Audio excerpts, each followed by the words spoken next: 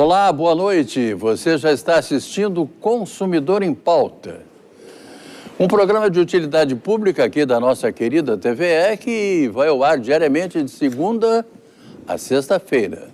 Nós sempre entramos nesse horário aqui, termina o radar, termina a boa música do radar e a gente já entra no ar falando sobre direito do consumidor, direito do trabalho, direito de família, direito previdenciário, direito comercial e direito imobiliário. São os assuntos, os temas que nós tratamos aqui no nosso programa, que tem uma duração de meia hora, nós vamos até às 7, mas logo, logo vai ter um aumento de tempo aí e a gente vai dizer para vocês, tá bom?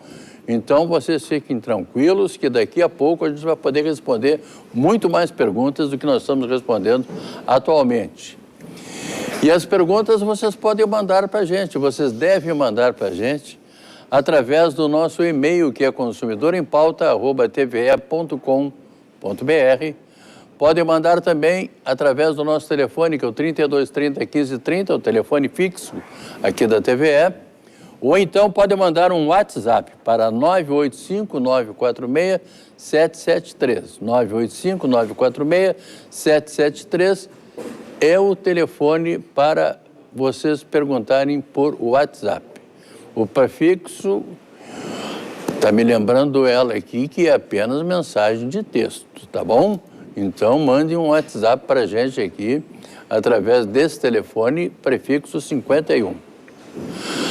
Hoje nós vamos tratar de direito do trabalho, mas antes eu quero mandar um grande abraço, em primeiro lugar, para as pessoas que estão nos seguindo através do YouTube, porque a gente publica todas as noites o programa da noite anterior, e tem uma série de pessoas do interior, vou trazer mais uma relação aqui, para amanhã ou quinta-feira ler aqui para vocês a relação das pessoas que estão nos seguindo no YouTube. Mas eu quero mandar um abraço lá para o pessoal de Santa Rosa, que está assistindo o Consumidor em Pauta e está assistindo a programação da TVE através do canal 29.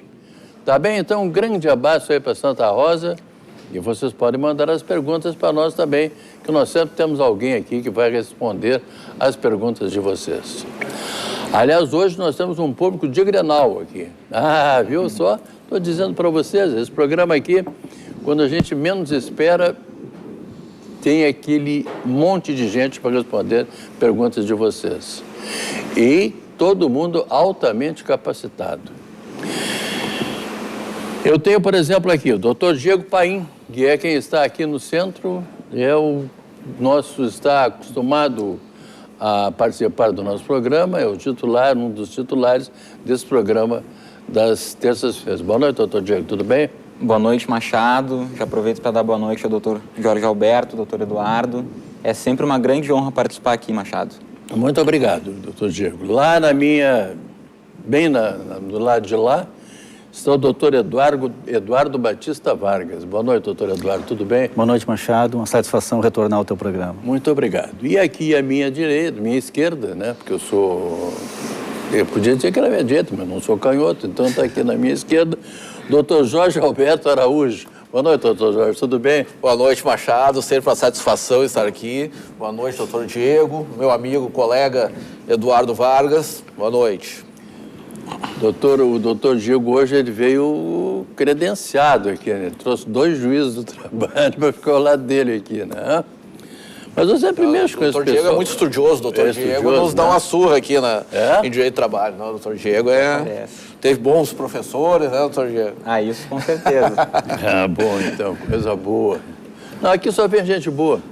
Então eu não me preocupo com os convidados aqui. De vez em quando eu apareço, mas eu sempre assisto.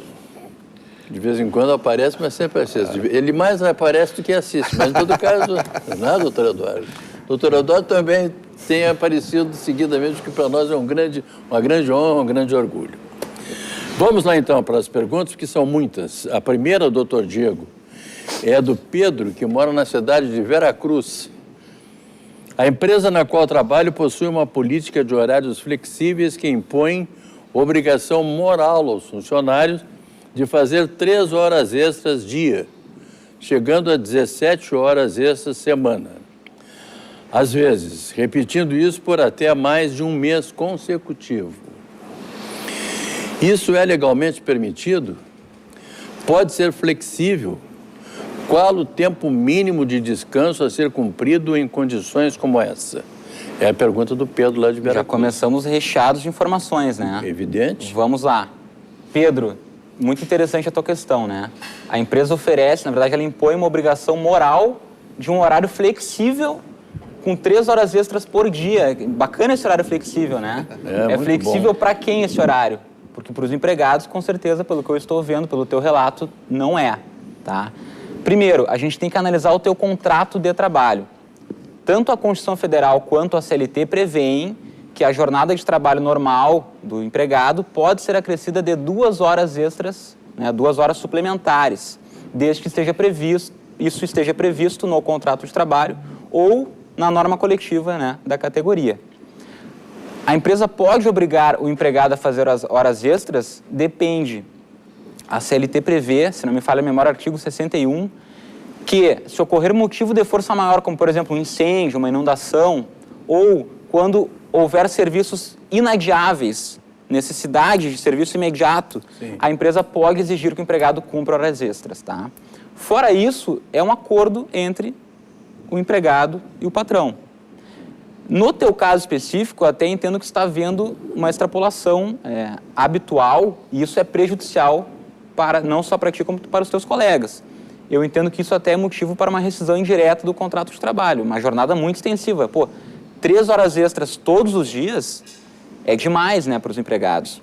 E complementando, acho que ele perguntou também qual é o intervalo normal, regular. Normal, regular, semanal. Para qualquer jornada acima de 6 horas dia, tem que ter 1 hora de intervalo entre a jornada, que é um intervalo para repouso e alimentação.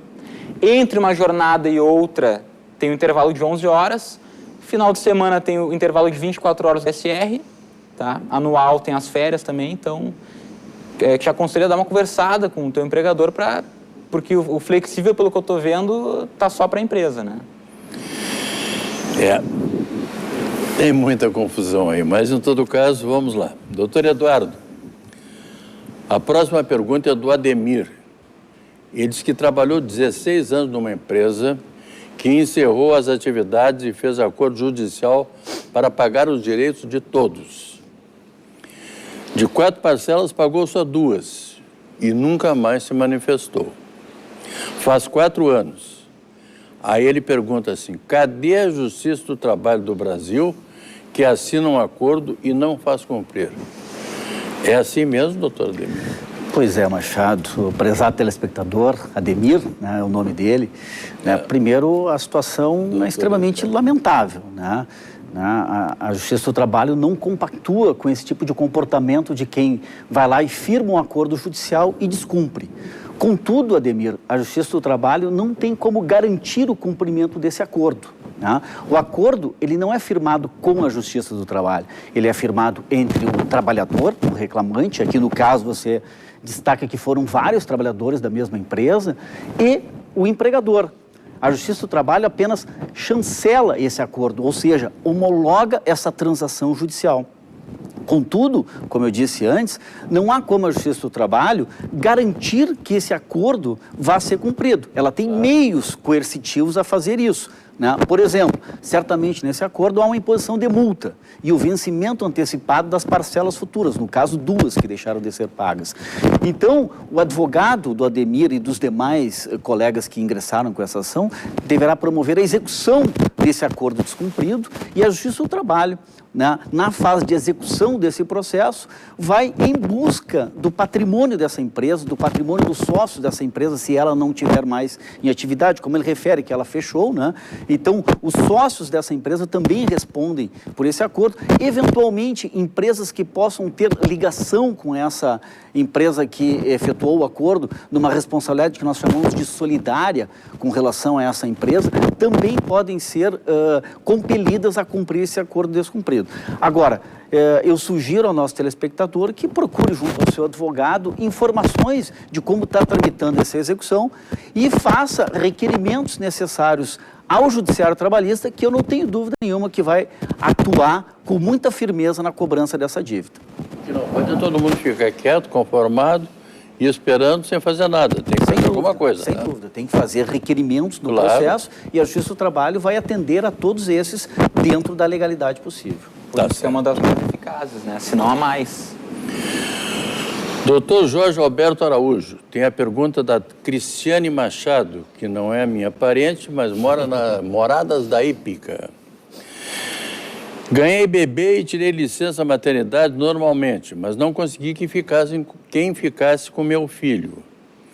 Minha categoria na empresa tinha mais de 3 meses de estabilidade, depois do retorno da licença. Faltei os 3 meses da estabilidade e agora vamos fazer um novo acordo trabalhista. Esses 3 meses que não trabalhei e não recebi, vai ser descontado algum tipo de multa por ter faltado na empresa?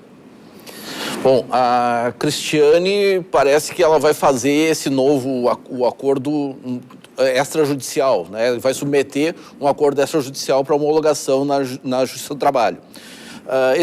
Esse é uma regra nova trabalhista, né? E é bem interessante, é bem importante que ela se preocupe com esse acordo, ela vá atrás, se informe sobre os direitos dela, para saber exatamente, no momento que ela vai assinar esse acordo, que vai ser submetido a um juiz do trabalho, para ser homologado, ela tem que ter conhecimento exatamente do que ela está transacionando, o que ela está renunciando, o que ela está recebendo. Em relação à situação dela, ela teve a licença gestante, então ela ficou um período que é legal sem trabalhar por conta da licença, e isso aparentemente ela recebeu, e além disso ela tinha estabilidade. A estabilidade é uma garantia do emprego, é uma garantia do retorno ao trabalho, né? Mas a estabilidade não assegura o salário sem o trabalho. Aqui, aparentemente, ela não recebeu o salário no período que ela não trabalhou, e até aí está correto, né? O salário corresponde ao trabalho. Agora, por conta de não ter trabalhado no período de estabilidade, não vai haver nenhuma outra multa. Então, ela já não recebeu o salário, então ela não vai, no momento da rescisão, que é isso que vai ser transacionado agora, no momento da rescisão ela não vai ter nenhum problema, né? Não é correto se descontar novamente o que já foi descontado por conta de não ter trabalhado. Doutor Diego, vou lhe fazer uma pergunta que chegou agora por telefone. A dona Maria mora aqui no bairro Vila Nova. Ela pergunta o seguinte: qual o tempo de estabilidade para trabalhador que volta do acidente de trabalho? Ela ficou 7 meses afastada. E ela quer saber que tempo ela tem de estabilidade aí. Eu acho que ela não quer ser demitida, né? Pois bem, Maria. O trabalhador que sofre um acidente de trabalho e goza de um benefício previdenciário, ele se afasta em razão disso. Quando do seu retorno para as atividades laborais, ele detém uma estabilidade provisória de 12 meses, certo? Então, durante esse período, o empregado que volta, ele ficou acidentado e retornou, ele não pode ser dispensado sem justa causa durante o período de 12 meses posteriores ao seu retorno. Doutor Eduardo, tem a pergunta do Jonathan, que mora aqui em Porto Alegre. Ele diz o seguinte: trabalho como auxiliar de manutenção predial de um condomínio e desde que eu entrei me colocaram em outra função que não estava no meu contrato.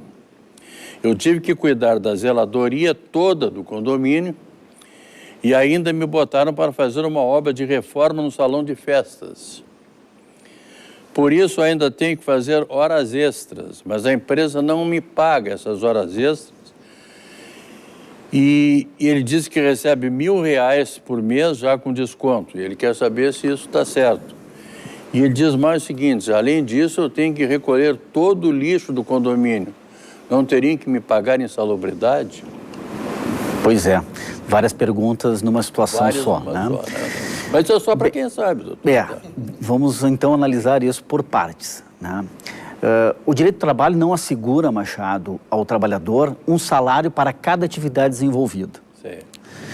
Então, no caso do nosso telespectador, né, ele não é, só pelo fato dele exercer várias atividades, não significará o direito de receber um acréscimo salarial em razão desse acúmulo de atividade. Contudo, no exemplo trazido pelo nosso telespectador, eu constato que talvez ele tenha uma atividade que demanda uma maior responsabilidade, né? Ou seja, cuidar de toda a zeladoria do condomínio, enquanto que ele foi originalmente contratado para ser auxiliar de manutenção predial. Me parece, nesse exemplo dado por ele, que talvez aqui ele esteja exercendo uma atividade que destoa do contrato originalmente pactuado, e essa atividade, além de representar uma maior responsabilidade, maiores atribuições para a função de auxiliar, né, certamente ele deveria, então, por essa atividade, receber um salário a mais, ou seja, não um outro salário, mas um acréscimo salarial em razão dessa acumulação de atividade, uma atividade essa que demanda uma maior responsabilidade. Quanto às horas extras, não tem dúvida nenhuma. Realizando elas, o trabalhador tem o direito a recebê-las. Não tem nenhuma dúvida a respeito disso. Não há como se eximir esse empregador do pagamento dessa jornada extraordinária. Em relação à atividade de recolhimento de lixo, ela por si só não significa o direito do trabalhador receber adicional de insalubridade. Contudo, há que ser feita uma análise dessa atividade. Se houvesse uma ação trabalhista, o juiz designaria uma perícia técnica através de um profissional habilitado. Sim. E ele iria no local de trabalho desse trabalhador, desse telespectador, e verificaria as condições de trabalho para ver se ali há alguma nocividade à saúde do trabalhador.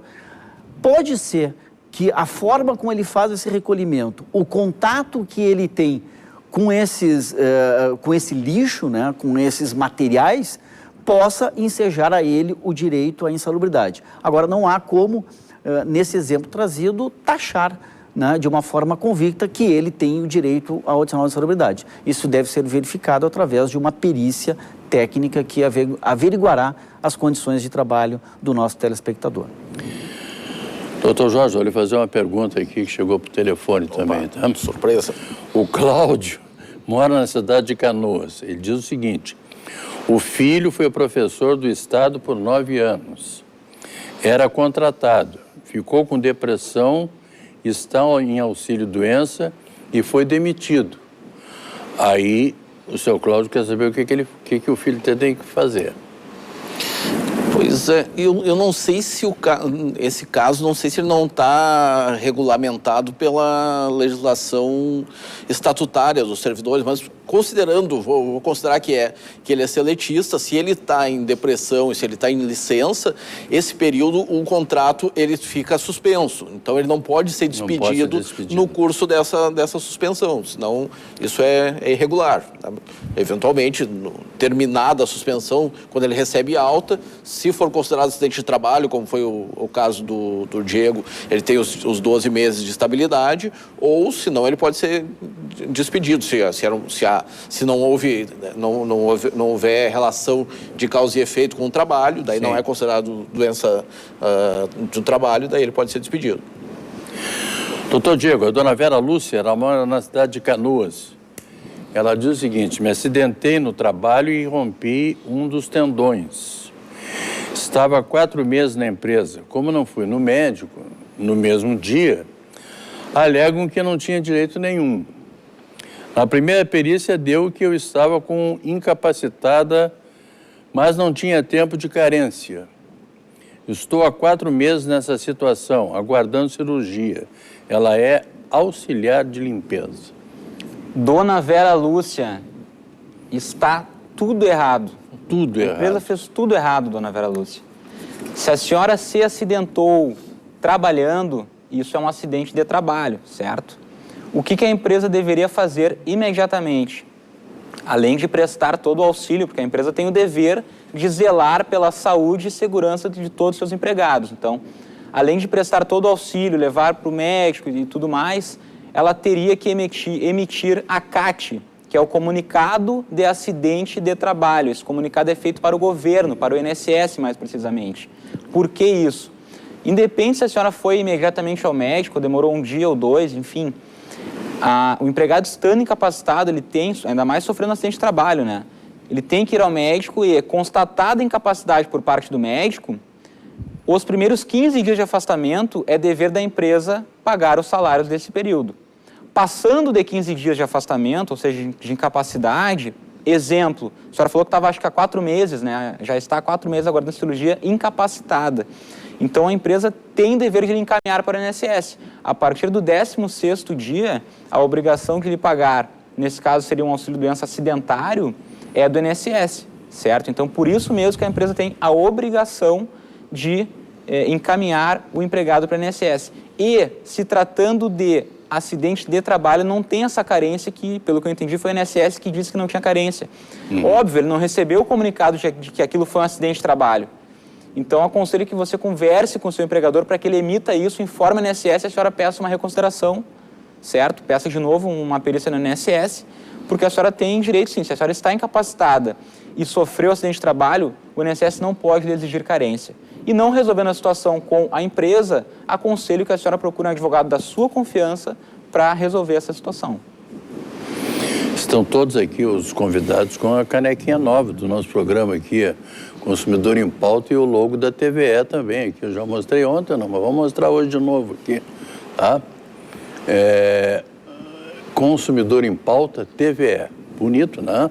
Ficou bonito. Bom. Propaganda é tudo, deu até sede agora, Machado. Lógico, deu até sede, né? Doutor Eduardo, vou lhe fazer uma pergunta aqui que chegou por telefone, tá bom? Tá bem. O Daniel, que mora na cidade de Alvorada, ele trabalha 10 horas por dia com 1 hora de intervalo. Não pagam hora extra. E nem sábado e nem domingo. Eles não assinam carteira. Está tudo certinho lá. Parece Ele quer saber quais os meus direitos e o que fazer. Bom, Tudo. A situação realmente, né, demonstra que esse empregador... A gente podia fazer até um meme do tá tudo errado. O nosso telespectador, sem dúvida, tem direito ao pagamento das horas extras, tem direito à assinatura da sua CTPS, né, e todos os demais direitos previstos em lei, que certamente essa empresa não está cumprindo, não está depositando o FGTS, né, não está recolhendo o INSS para a Previdência, ou seja, está fazendo um prejuízo não só no momento atual descumprindo o contrato de trabalho, como também para o futuro previdenciário desse trabalhador. Então, não tenha dúvida nenhuma que ele tem direito a receber as horas extras, ele tem direito à assinatura da carteira de trabalho, ele tem direito ao depósito do FGTS, né? E ele também tem o direito de buscar isso no judiciário trabalhista, ou seja... Quando ele trabalha sábado ou domingo, ele também tem direito a ganhar mais. Tem direito à folga semanal remunerada, né? Ao descanso, né? Que antes já foi aqui mencionado em uma das perguntas que aqui a mesa já respondeu. Então, esse trabalhador deve imediatamente buscar o sindicato da sua categoria, deve buscar, ou então um advogado de sua confiança, e buscar valer os seus direitos. O reconhecimento do vínculo de trabalho, com a assinatura da CTPS, né, e o pagamento dessas horas extras, o pagamento do repouso semanal que está sendo sonegado a ele. Enfim, a empresa está fazendo tudo errado, como já disse o nosso colega doutor Diego. Okay. Doutor Jorge, a dona Marta mora na cidade de São Sebastião do Caí. Ela trabalhou numa empresa calçadista da cidade, lá de São Sebastião do Caí, ficou 3 meses de contrato de experiência e saiu. A empresa alegou que eu não tenho direito a nenhuma indenização. E ela quer saber se isso está certo. Bom, dona Marta, trabalhei em São Sebastião do Caí, quando eu estava em São Leopoldo, grande cidade, quando tem um posto da seu trabalho lá, em breve talvez se vire vara ainda. Em relação à situação da dona Marta, o contrato de trabalho, existe 2 modalidades de contrato de trabalho. Contrato a prazo indeterminado, que é esse contrato que a gente faz e sem data para terminar, e tem o contrato a prazo determinado. O contrato de experiência, que foi o caso da dona Marta, é um contrato a prazo determinado.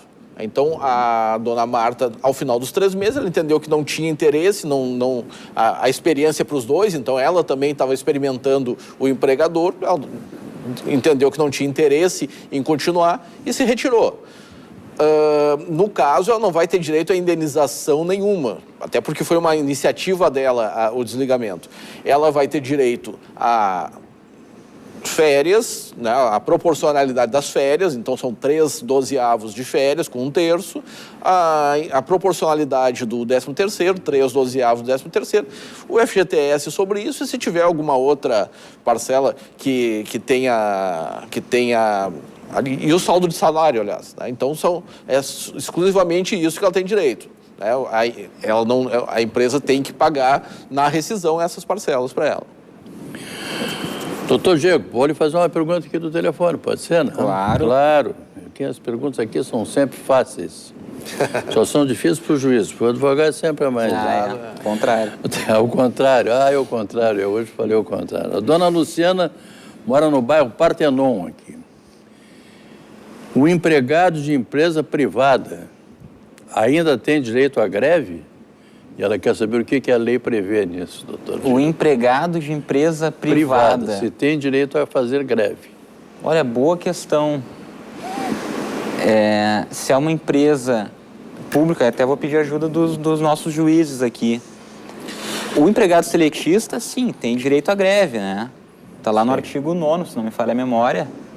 A greve é um direito constitucional, né? Direito constitucional assegurado. Mas também tem que ver que a greve é um direito coletivo. Então, para a greve ser válida, para a greve ser regular, ela tem que ser decidida, deliberada por um sindicato, através de uma decisão de assembleia, né? E há algumas regras. Nós temos uma lei de greve, né? Tem algumas regras, tem que ser avisado com um tempo, previamente, né? Com um prazo para ser, tem que preceder de negociação, né? Tem que haver alguma reivindicação também para entrar em greve, né? Então tem todas essas características. Às vezes, de repente, uma empresa de poucos trabalhadores que não tem representação não é propriamente uma greve, né? Então daí tem que ver exatamente o que ela quer dizer com a greve, o que ela quer o que ela entende por greve, porque de repente eu trabalho para uma empresa pequena, eu não recebo meu salário, eu não posso entrar em greve sozinho. Eu tenho que ir ao sindicato, tenho que fazer todo o procedimento para eu poder entrar numa greve legal, uma greve constitucional. Então, tá bom, objetivamente, em princípio, sim, tem direito. Doutor Eduardo, vou fazer uma pergunta aqui por telefone de uma telespectadora que pediu para não ser identificada, mas mora aqui no bairro Vila Nova.